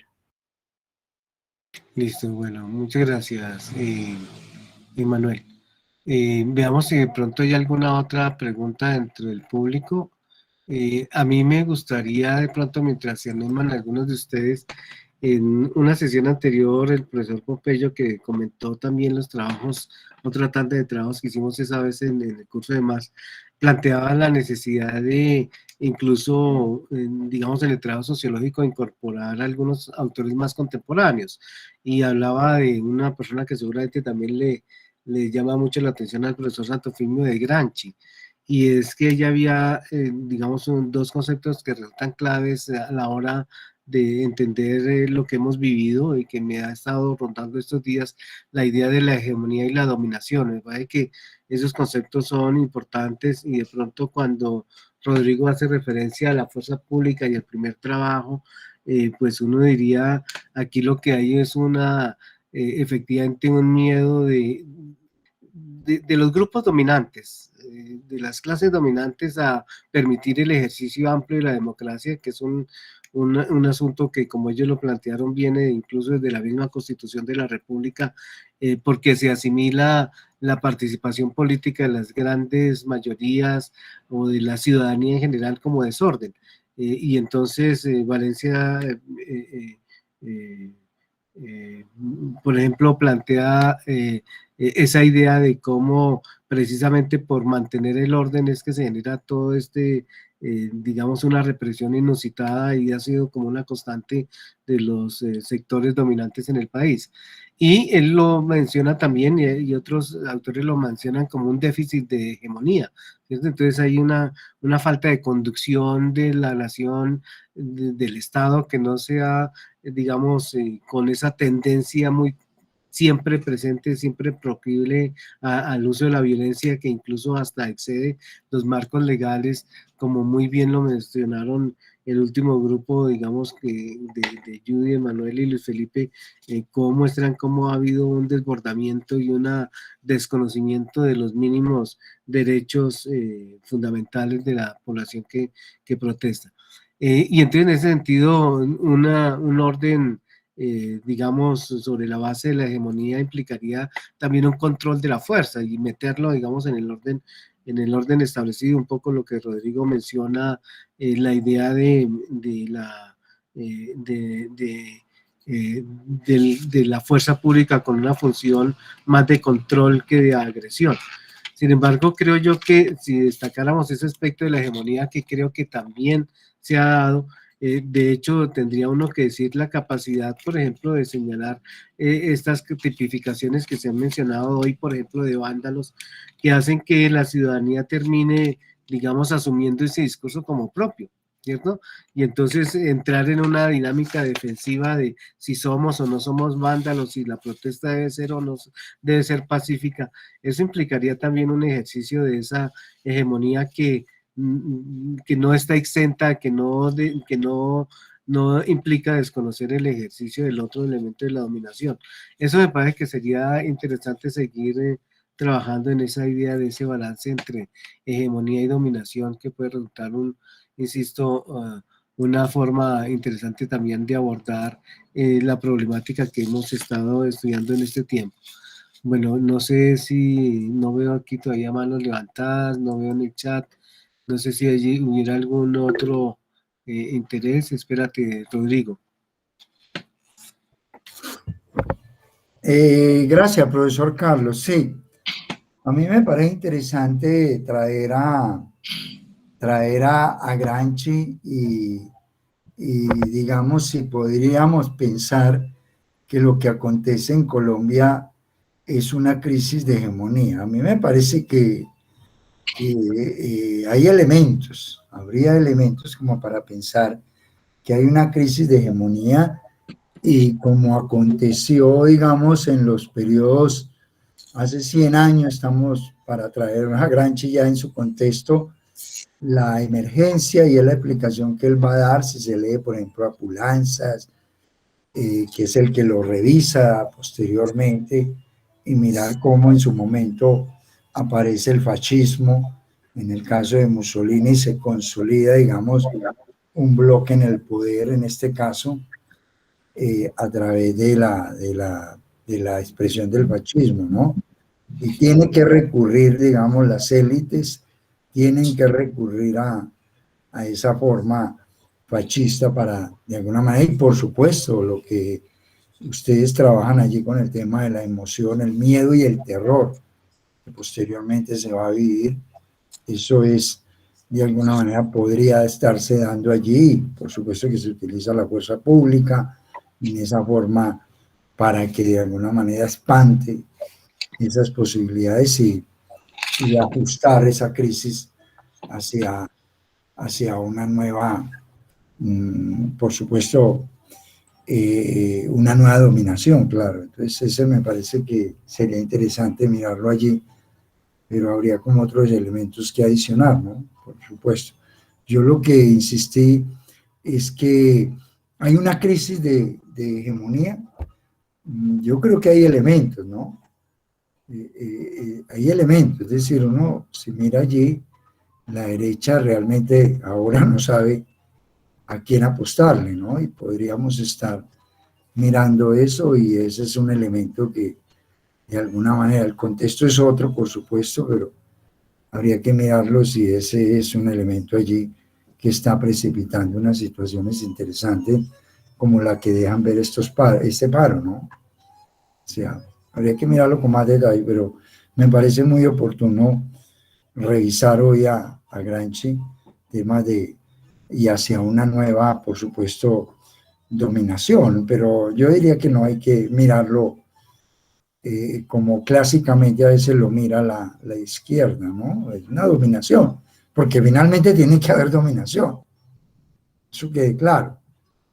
Y pues a veces, siempre insisto, a veces con mis estudiantes cuando tocamos esos temas de Marx, a veces el tema de la democracia burguesa se mira como peyorativamente, no, es eso, burguesa en la medida en que acompañan los procesos democráticos y es una dominación, formas democráticas. A mí me parece que hay que ir saliendo un poco de esa clasicidad para entrar a unos escenarios como los que están viviendo algunos países en América Latina, el caso argentino, es decir, pues, abierta, una sociedad, participa la ciudadanía, hace unas apuestas de tema de aborto, y es eso, una sociedad que aspiramos, esa es la sociedad que aspiramos, abierta y que limite, como ya aparece en el escenario, oiga, la violencia, eso hay que ya, unas formas democráticas como las que anuncian los jóvenes allí, y entonces la policía sigue todavía en esa visión de que tiene allí a unos guerrilleros que están camuflados, etcétera. Ustedes vieron las exposiciones del ministro, en fin. Y eso ya no cabe, eso ya no se lo cree nadie, ¿no? Entonces, a mí me parece interesante, que vale la pena. Yo creo que es un autor que es necesario y que ellos ya los argentinos y los chilenos hace rato revisaron y esas son las apuestas que están haciendo. Allí me parece que es interesante. Dejo ahí. Digo, igual sigo sin ver preguntas ni manos levantadas. Quisiera de pronto entonces hacer un comentario adicional antes de darle la palabra nuevamente a nuestros invitados de hoy con el agradecimiento por su trabajo. Y sería como un poco también ir explorando en ocasiones futuras también perspectivas, ¿no? Creo que eso también puede resultar interesante y en ese sentido creo yo que algo que nos muestra el trabajo que hemos hecho en este tiempo en Cátedra Libre es cómo en el día de hoy y a raíz de las protestas plantearse efectivamente la puesta en práctica de un Estado social de derecho resulta una consigna y un elemento fundamental de la vida política de este país. Es decir, si uno quisiera plantearse como cuáles son las tareas que hay que realizar, me pareció muy bonita la foto del espectador donde ponen a los muchachos, digamos, con la camiseta de Colombia envuelta a la cara, también con una camiseta tricolor en medio del escenario de la protesta con un semáforo en rojo y leyendo la Constitución política. Entonces creo yo que si uno toma muy en serio esa imagen, lo que necesitamos es hacer realidad la Constitución política de Colombia en el sentido de un orden legal que es respetado por quienes gobiernan, que es, digamos, impulsado y que es hecho veeduría por parte de la ciudadanía. Y en ese sentido, la consigna de los derechos humanos, de los derechos fundamentales que deben ser garantizados y respetados, me parece que son un elemento fundamental que en la deliberación, en la discusión sobre las próximas campañas electorales debería estar en el centro, ¿no? Al lado de eso, me parece lo que señala Rodrigo oiga, ya la idea del enemigo interno, eso ya no es vigente, ya se firmó la paz, ya la guerra terminó, lo que quedan son algunos elementos, digamos, de rezago de esa guerra, pero la guerra ya terminó y necesitamos entrar en un régimen democrático y aprender a hacerlo. Entonces me parece que esos dos elementos resultan importantes en este desarrollo de lo que hemos tenido. Invitarlos también a la próxima sesión de dentro de 8 días, vamos a volver a retomar la música y la música de la movilización. Un poco de pronto Rodrigo se va a encontrar con la idea que usted tenía de que nos hemos centrado demasiado en este tiempo presente y resulta que también hay trayectorias y seguramente que eso vamos a ver en la lectura de la música y la movilización ciudadana. Entonces, para terminar, pues quisiera de pronto las palabras de despedida, de conclusión de Juan Camilo, Sandra y Brian en primer lugar, y luego seguimos con los demás. ¿Quién de ustedes quisiera, digamos, expresar sus palabras de despedida?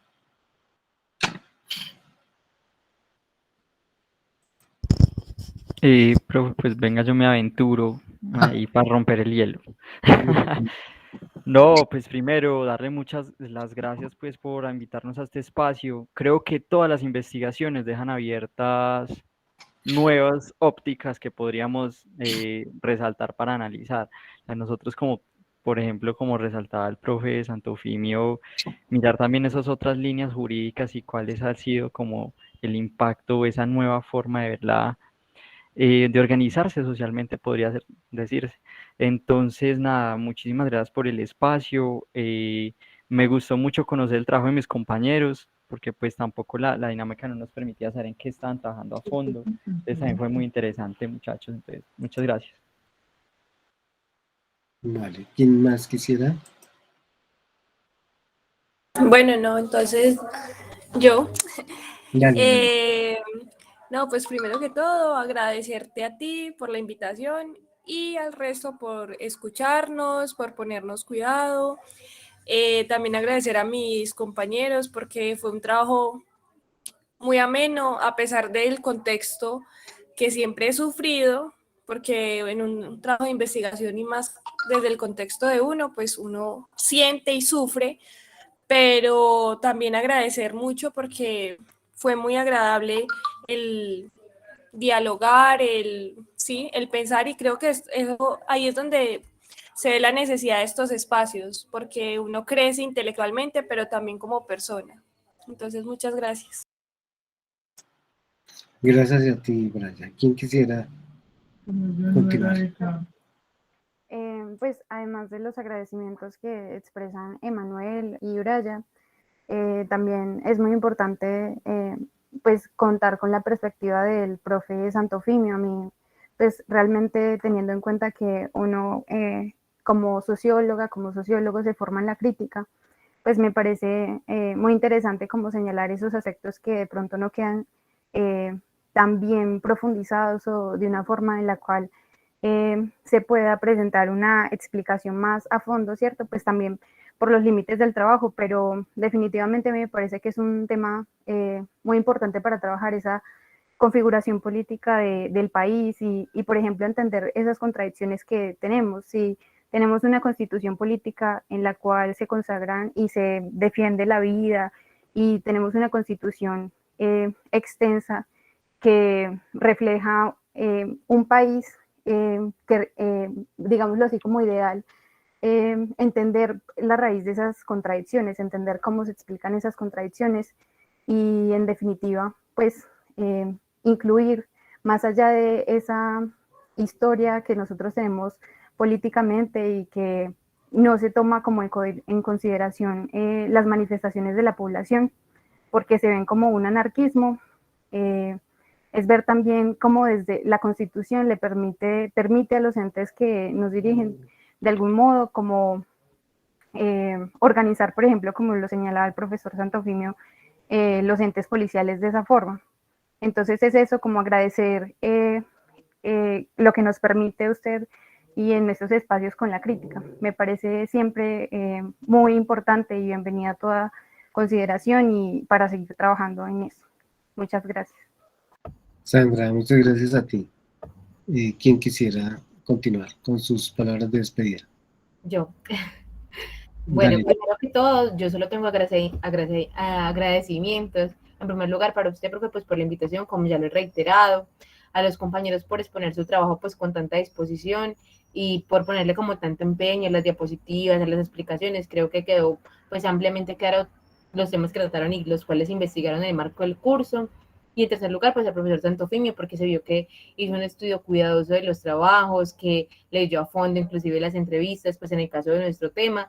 Entonces creo que es muy importante todos los comentarios que nos hizo y pues siento que son muy muy edificadores, porque uno a veces como que no mira más allá de su trabajo de lo que está consagrado ahí, no mira otras perspectivas adicionales. Sin embargo, pues él nos muestra como esas otras visiones y concuerdo completamente con Sandra, son muy valiosas. Y nada, gracias para todos, espero que pues estén súper bien. Gracias a ti, Judy. ¿Quién quisiera continuar? Profe, yo podría continuar. Pues sí, agradecer al profesor Rojas, pues, que nos extendió la invitación. Pues es un espacio interesante porque, como ya lo han reiterado los compañeros, permite como escuchar un poco qué piensan los demás compañeros, ¿sí? Y qué trabajos lograron desarrollar en torno a esta problemática del paro. Entonces eso me pareció que es muy interesante, muy valioso para nuestra formación. Y pues también al profesor Rodrigo por los comentarios que hizo, agradecerle. Me llamó mucho la atención lo que comentaba sobre esa necesidad que nosotros, digamos, pasamos por alto de mirar cómo juega ese elemento doctrinal en la formación de la fuerza pública, en la respuesta que ésta tiene ante, por ejemplo, las reacciones de la sociedad. Entonces creo que esa parte sería como interesante seguir trabajándola, mirar un poco ese elemento doctrinal de si estas fuerzas de la fuerza pública Y ya, muchas gracias. Gracias a ti, Juan Camilo. ¿Quién más quisiera expresar sus... Profe, yo, Dale. primero que todo quiero darle las gracias a los participantes, a los profesores que están acá, a lo que dijo el profesor Santolín, y algo muy interesante es lo que dijo el profe, que habló sobre la hegemonía, sobre Gramsci. Sería interesante sumar ese concepto, por ejemplo, al trabajo que nosotros hicimos sobre los medios de comunicación y dar esa hegemonía sobre los medios de comunicación en Colombia. Sería algo muy interesante, eso no queda acá, podemos seguir ampliando el trabajo. Entonces, muchas gracias a todos. He aprendido mucho. Muchas gracias. Listo, gracias a ti, Cristian. ¿Quién quisiera continuar? Yo, profe. Bueno, Brandon, hágale. Bueno, no, pues más allá de los agradecimientos es como reiterar que la importancia de estos espacios, ¿no? Tanto para nosotros como para los que asisten o en ya la grabación. Porque de alguna manera siento que cuando realizamos este tipo de investigaciones como que al acabarlas, al entregarlas, pues quedan ahí y nunca más se vuelven a retomar. Entonces estos espacios me parecen importantes por eso. Y nada, el profe Santofimio, de nuevo muchas gracias por participar. Por ahí vi al profe Pompeyo como que también participó, pero no, como que no quiso dar sus aportes, pero sí, en general, muchas gracias a todos por asistir y escucharnos. Brandon, muchas gracias a ti. Manuela. Bueno, pues seguir con la lluvia de agradecimientos, profe, a usted principalmente por ese acompañamiento, no solo por el espacio, sino por el acompañamiento, las asesorías, pues porque fue de mucho aporte para el fruto de nuestro trabajo. También al profesor por el tiempo que sacó para dar sus comentarios, sus críticas constructivas, a los compañeros, porque pues de alguna manera hubo un intercambio de ideas, como una amplitud de las perspectivas que teníamos nosotros, y sí agradecer todo esto, y pues ojalá sigan a estas cátedras, porque pues como ya había dicho, eso lo retroalimenta a uno y le amplía a uno como los conocimientos. Y sí, nada, pues digamos, ahí se acabó este trabajo, pero pues como decía el profesor Santofimio, hay cosas por hacerles, hay detalles ahí para profundizar, pues porque no todo en la vida es perfecto y para eso hay que seguir instruyendo, seguir como acogiendo todas estas críticas constructivas que nos hacen para tenerlas presentes en un futuro, y muchas gracias. Muchas gracias a ti, querida Manuela.